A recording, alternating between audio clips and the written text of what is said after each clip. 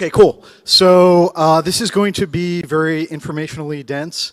The talk was labeled as intermediate, but I am going to kind of like speed run through the basics, like super speed run through them. So don't get mad that I'm going fast.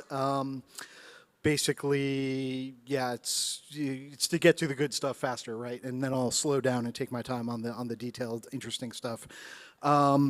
Yeah, I will, as I go through, I will be saying some very opinionated and potentially controversial things as if they are fairly simple, obvious truisms.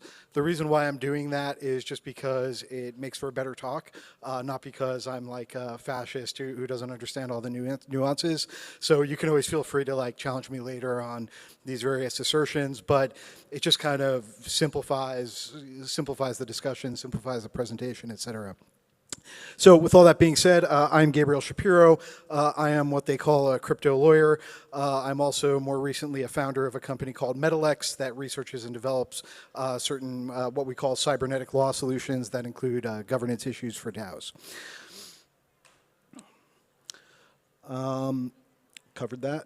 So first question is like, what is a DAO? I'm sure you guys have heard this question ad nauseum today. I will just say that like, basically no one agrees, so the DAO that can be defined is not the true DAO, thus spake DAO Zoo. There are kind of like two basic answers you can give to this question, right? Oh, and let me start my timer here so I don't take too long. One is like basically if you just looked at everything that is called a DAO and tried to honor that nominal essence, so to speak, that everyone gives, it's just way too many things, right? It's like venture capital funds that use smart contracts, it's art collectives, it's protocol DAOs, things that are governing, you know, DeFi protocol parameters, just like some people even call like Bitcoin itself a DAO as a network, just many things. And about the best you could say is that like it's some type of group of people who use blockchain for at least some of their governance or like storing their assets or something, right?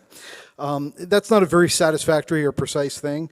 Just to give like an example there, yeah, like Metacartel Ventures DAO, which I actually helped found and I'll be mentioning throughout. You know, it's really a venture capital fund. It's an LLC, but it uses like tokenized voting, right, and uses smart contracts to hold the assets. But you know, at the end of the day, it's just a venture capital fund, right? So that's an example of like how diverse these things called DAOs can be, right? My answer is like I have a much more opinionated answer, which is I go for like a purist definition of DAOs, right? And I just look at the word, right? The acronym DAO, right? So at a minimum, DAOs must be decentralized and autonomous and some kind of organization, right? What does decentralized mean? It means that whatever like the human discretion is in running this thing, like it's dispersed over a large, agile, and potentially anonymous group of incentive-aligned persons, and we prefer that it's like a permissionless or relatively lightly permissioned like entry into that group, so that it can be very broad, and so that there are no like unfair hoardings of power, so to speak. And autonomous to me means that it's self-governing, trust minimized, and resistant to extrinsic exercise of power. So the intrinsic power is decentralized, and the extrinsic power is hopefully close to eliminated. And you can actually go back to the original thing that inspired DAOs, which is an article by Stan Larimer, not Dan Larimer, although I think they might be cousins, arguing that Bitcoin is a decentralized autonomous corporation. And he had 3 rules for what he called DACs, what we now call DAOs. That they basically have 3 laws of robotics, or what we call 3 laws of DAObotics. Law number 1 is that a DAO must run under the control of an incorruptible set of rules that are implemented as publicly auditable open source software. Law number 2, a DAO must not be able to change its rules without the consent of its stakeholders, and such consent must not violate law number 1. And law number 3, a DAO must seek to protect its own existence as long as that does not violate law number 1 or law number 2. Now, what is a Borg? You may have heard this term. Maybe not all of you have heard of it, but it is a cybernetic organization, hence Borg. And what that means is it's some kind of like real legal entity. Could be incorporated or unincorporated. Could be a partnership, but most likely is going to be incorporated, where the rules of that entity, the legal rules of that entity, mandate the use of certain smart contract or blockchain systems, right? So this represents a blend of legal and on-chain technology, right? There are two main varieties. One is DAO adjacent, right? So if you've ever heard of any type of multi-sig that can freeze a DeFi protocol or some type of grants multi-sig that is funded by a DAO, that's basically a DAO adjacent Borg. An example would be like Curve's emergency multi-sig. It can freeze pools that are that are 30 days or younger, and it can stop Curve rewards to a pool, and it can't really do anything else. And the other would be like BizBorg. So this would be like something like Metacartel Ventures DAO, which I mentioned earlier, or like a corporation that like tokenizes all of its shares and lets them vote on chain and distributes funds on chain. Why is a Borg not a DAO? Well, it lacks autonomy and it lacks decentralization. Basically, it violates those rules I mentioned earlier, right? I won't dwell on that, but it's there in the slides if you want to see exactly why. Also, side note, why Borgs and not sub-DAOs? You may have heard of the sub-DAO model.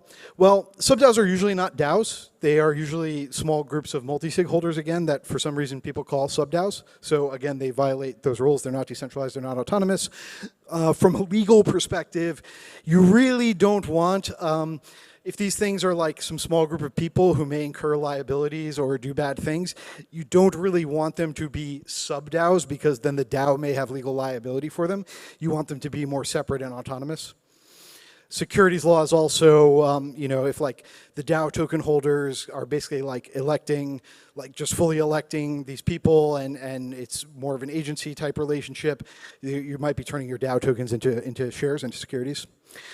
So these things, like we have various trust problems with DAOs and with multisigs. And the ethos of crypto is verified, don't trust, right? So the point of this talk, the point of this entire track is coordination, right? How to solve these problems. And Borgs are basically a technique for doing this. The first trust problem that is faced by these multisigs in relation to DAOs is member management. Right? Oftentimes, when a multi-sig a DAO-adjacent multi-sig is proposed, it's with like a very specific membership set.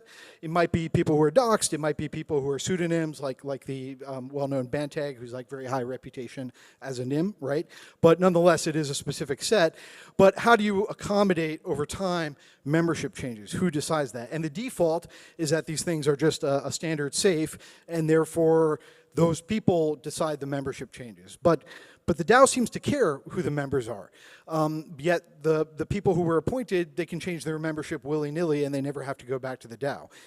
That's a problem, right? Particularly a problem if there is no other recourse against these people, as is typically the case, other than quote-unquote reputation slashing, right? If they do something bad, they will lose their reputation and they will never be appointed to one of these things again.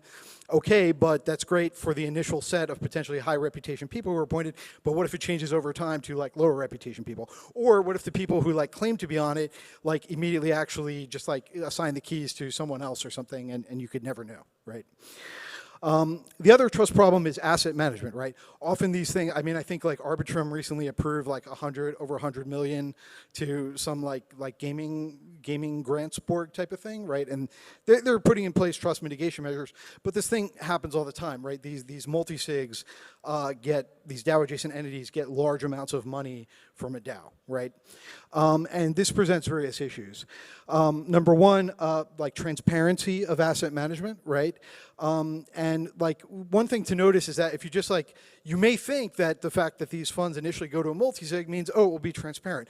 But actually, in the default case, the multi-sig can just immediately send them to a centralized exchange or to a custodian or sell them for fiat and put it into a bank account, and all that transparency will be lost. And there's typically nothing that can be done about that. There's no legal rule against it. There's also no on-chain mechanism that typically prevents it. So the transparency isn't really there, actually. And asset management accountability, they're supposed to do specific things with these assets, but there's often no way to enforce that either, again, other than this sort of idea of reputation slashing. The other issue is permissions management, right? So I mentioned Curve Emergency DAO, or Curve Emergency Borg earlier. That has certain specific permissions over the Curve smart contract system, but it's only supposed to use them for specific reasons, right? Like basically if there's some sort of security emergency. So it would be like very bad if someone is on that multi-sig and let's just say it's someone from Curve, and let's just say like Uniswap community tried to do like a uni stablecoin pool on Curve, and just because they're competing protocols, the Curve people didn't like it, and they shut off Curve rewards to that pool, or they killed that pool, right? That would be bad because it's not for a security reason, right? But actually, there's like no way to really like enforce that or even make clear that that is an actual rule. An example here from real life is that Kujira. Basically, the devs had a highly levered position themselves in their own borrowing protocol, and they used their multi-sig authorities to like change the parameters in their favor and just like kick the can down the road over and over again, and eventually resulted in a protocol insolvency that could have lost people a lot of money if they were not bailed out by Thorchain people. The other thing is that like you can actually have bad mitigations to all the problems I mentioned, right? One is that you, like basically you just put the DAO in complete control of everything. And again, that lapses into the sub-DAO model. And then it also may really result in like an adverse selection effect in terms of who can contribute to the community, so to speak, right? Because if like you can get rugged at any time by a DAO, well, really valuable, serious people are not going to operate under that. They want either employment law protections, or they want some kind of deal where like, if I produce X, you will pay me Y, and if you don't pay me Y, I can come and sue you, right? And that is not really possible with that type of just make the DAO supreme type of mitigation. So it will lead to adverse selection. And in fact, I know of quality teams that just have a rule of, you know, we will not work with DAOs. We will not do projects for DAOs. A concrete example here is Juno DAO. Had set up a very complicated and I thought somewhat promising looking sub-DAO structure earlier this year. And I think it took like months, I don't know all the details, and the DAO just kind of changed its mind and rugged all those people before it even really got rolling. Now maybe they were doing some stuff wrong, I don't know, but you know, it shows how things could be bad, right? And how people could be reluctant to do these. There also are trust issues faced by like extrinsic counterparties, right?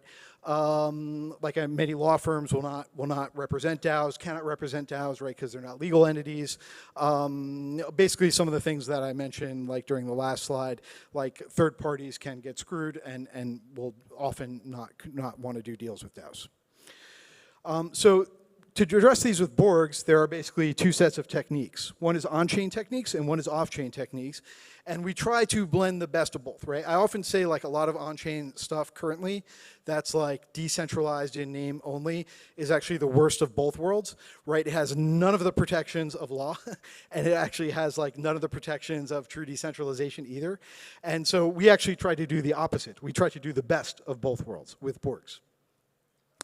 Some of the on-chain techniques is like, okay, so almost all multi-sigs are what's called a safe. It's a very standard, very battle-tested, very trusted set of smart contracts, originally by the Gnosis team. Now it's an independent team.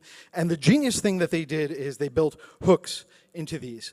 Hooks for guards and hooks for modules. So without ever altering the core code, you can come in and you can modify the way that a safe functions. And we actually use this, right? We use this to limit the discretion of the safe, and also to enable third parties to do things to the safe. And this results in a can't be evil philosophy instead of a don't be evil philosophy. So guards basically constrain safes, right? Like they basically can check, you know, they could literally limit it to like only sending money to a certain account or something like that. And then modules expand safes. Like they could allow a DAO to come in and send money out of the safe somewhere without the multi-sig signer signing that transaction, right? So we call both these things implants, keeping with the cybernetic law type of theme, right? It's like cyborgs. So like basically we can, like at a very high level, the guards can make the Borg a whitelist style, a blacklist style, or a free style, right? Whitelist means everything is prohibited by default except what we specifically allow, right? So this could be like, let's just say it's a Borg that is only supposed to move liquidity among specific Uniswap pools. You could just whitelist those pools and nothing, and they can't do anything else. They could just shuffle liquidity between these certain pools, right? So it tends to be good for Borgs that have a lot of money in them. You could also do, we'll talk about grants Borgs, but you can like rate limit the speed at which money comes out, or like add transaction size thresholds or things like this, right? Blacklist is like everything is permitted except certain things, right? So an example of this would be like a Borg. Let's just say it's a token that retains a mintable function, so it doesn't have a cap supply. And there's a trust issue there, right? Because the people don't want to get infinitely diluted for no reason.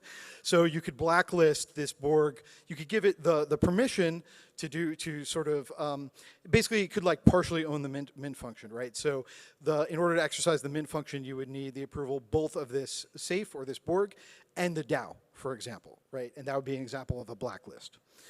And then free is like basically the safe can do anything, but maybe you want some of the other functions that we're going to talk about, like member management functions. So how do we address like the asset management trust issues I mentioned, right? So basically, let's just take like a grants Borg as an example. We can add like rate limitations, right? So let's just say the idea that the DAO approved is like this should be a fire starter Borg. Like it should give out lots and lots of 50K to 100K grants and no bigger, right? And it should do this like several times a quarter for 3 years or something like that. Well, we can actually program that in to the safe, right? And then they have to do that. They can't do anything different, right? And you still want to retain flexibility. So the nice thing is you can either allow like the caps and the rate limits to be crossed if the DAO co-approves that along with the safe, or you can put like a potential violation of a cap or a rate limit subject to a time lock and allow a DAO veto within that time period, right? Depends whether you want to be optimistic or pessimistic, right? So, we can implement that veto functionality and that co-approval functionality. You can also throw in like anti-DOS measures, right? If you're worried about that, you could have you're worried about the Borg will just like spam the DAO and like overwhelm its like monitoring capabilities. You can impose cooldowns between proposals, right? Member management issues. So this is the beauty of having a legal entity, right? Which we'll talk about in a minute, but like you can have one legal entity that owns this multi-sig forever and its assets, and it doesn't matter how much turnover there is in the members, right? It still has the same rules and the same set of smart contracts and all these things, right? So, but what we want to do is we may just not want to allow like infinite discretion to the safe members to change their own membership. So you could, for example, require like a DAO co-approval or subject it to a DAO veto when a new member is added. You could potentially say, hey, these guys might all collude and there's no way to get them off, so maybe you allow the DAO to like unilaterally remove members, even though it can't unilaterally appoint members. There's all kinds of things you can do, right? But the point is to de-risk and trust minimize this member management function, right? This could be very important for an entity that owns IP, for example, right? If like, let's just say the entity's rules say this particular safe, everyone who's on it is a director of this entity, and then the entity owns the IP. Well, now the DAO basically has like permanent check and balance style influence over the IP, and there's like no risk of disruption, right? Things like that.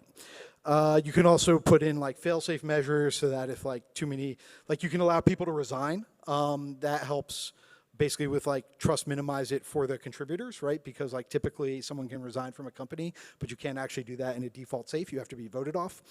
You can also do like asset reversion measures, like if too many people resign or whatever, all the money goes back to the DAO, whatever you want to do. And then there are off-chain techniques for managing these issues, right? So the first thing is like have a legal wrapper for your DAO adjacent Borg. We could sit here and debate whether to have a legal wrapper for your DAO itself. I think this is very, very debatable, and there are significant cons to it. But there are almost no cons to wrapping your multisig, your DAO adjacent multisig in a legal entity. As far as I can tell, it's like pure upside. Other than maybe some added expense, right? So, it gets limited liability for the workers, it gets continuity for the DAO that we discussed, and then like entities are much, like legal entities, incorporated entities are much, much better counterparties for third parties. parties than like a general partnership with unclear rules is, right? So there's all kinds of benefits. Basically, you say in the legal docs of the entity that the entity owns this particular safe and all the assets in the safe. And you also can say something like, everyone who's on this in this safe is a signer in the safe is automatically a director of this entity, and vice versa. Anyone who's a director needs to be on the safe. Things like that, right? You need to choose the type of legal wrapper wisely.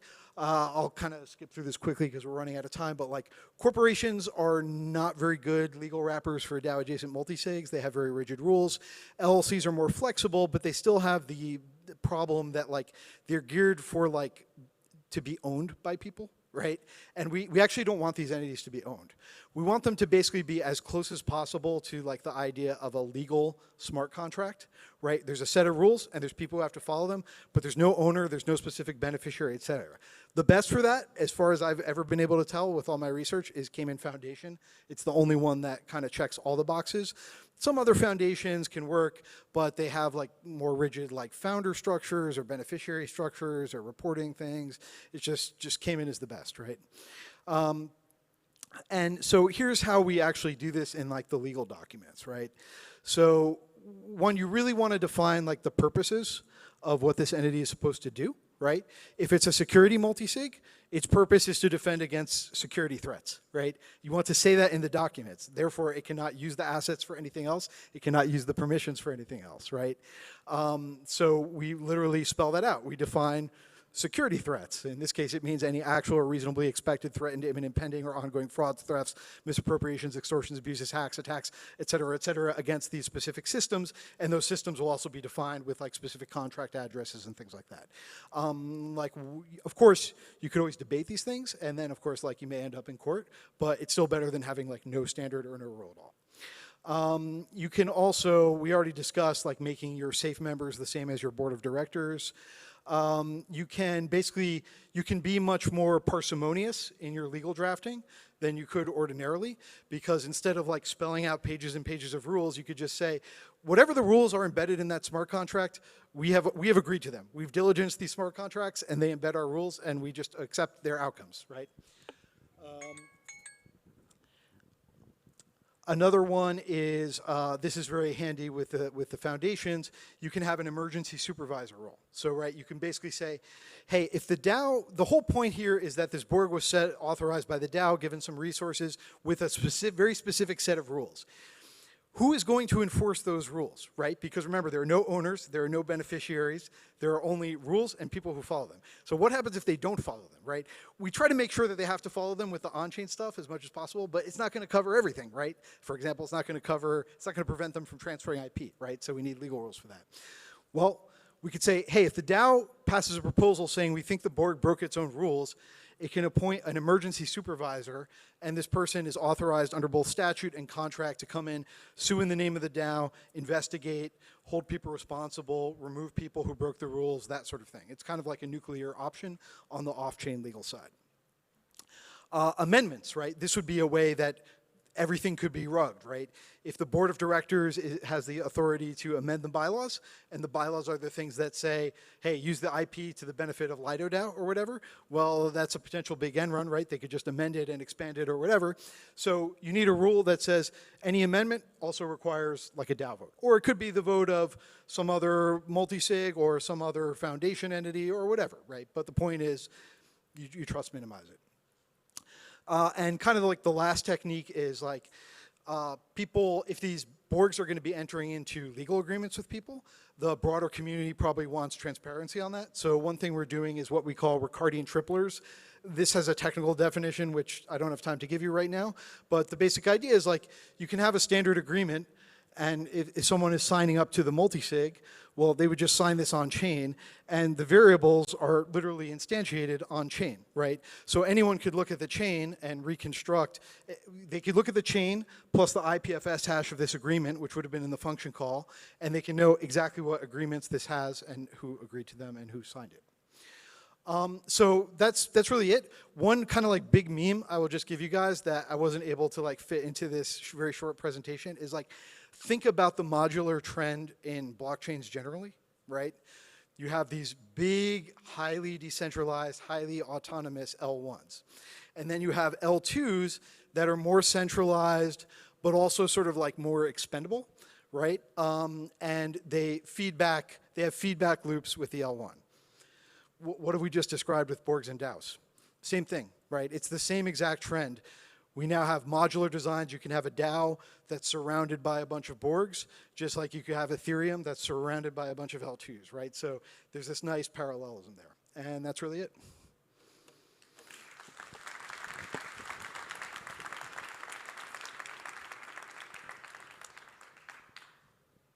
Awesome, Gabriel. Thank you so much. We have time for one question. So who wants to go and be the lucky person? One question for Gabriel. Who? Here, please. The microphone. It's coming to you. It's coming to you. Gabriel, thank you very much for the presentation. I would love to have it because there is lots of valuable stuff. My question is that do you think if there will be a market for the BORGs, for instance, like if the different organizations could like shop for different BORGs that provide certain functions to it? Yeah, absolutely. I think there could be like even a market for like the implants, right? Like you can just add and remove implants as you need them, as your organization evolves. And we talked about the DAO adjacent ones here, but actually I think the same approach makes sense for any type of entity, right? Your ordinary corporation, well, the board of directors could be a safe. The stockholders can be like a tokenized DAO with like tokenized shares that vote, and everything could be much more transparent and, in my opinion, efficient, right? Because right now, if you do like a board of directors resolution, it's called an action by written consent in Delaware. Well, that's saying something should be done or it's authorizing something to happen, but it's not it doesn't in one and the same moment actually cause the transaction to happen. But if your written consents are safe signatures, in one and the same, and it's authorizing sending the money somewhere, in one and the same action of approving it, you're also doing it, right? So it's just obvious to me that it's much more efficient and much more powerful, much more composable, all those things. And I think we will have, yeah, marketplaces that have these implants, marketplaces that have BORGs, and if they're all on the same standard, it actually makes them much easier to do deals with each other. Like imagine a merger of two BORGed up corporations where the tokenized shares are on the same standard, so that literally you could just call a function and one set of shares merges into the other, right, on chain. So that's the kind of stuff we're trying to build at my company, MetalX. Thank you so much. Please give him a great applause. I appreciate that, Gabriel.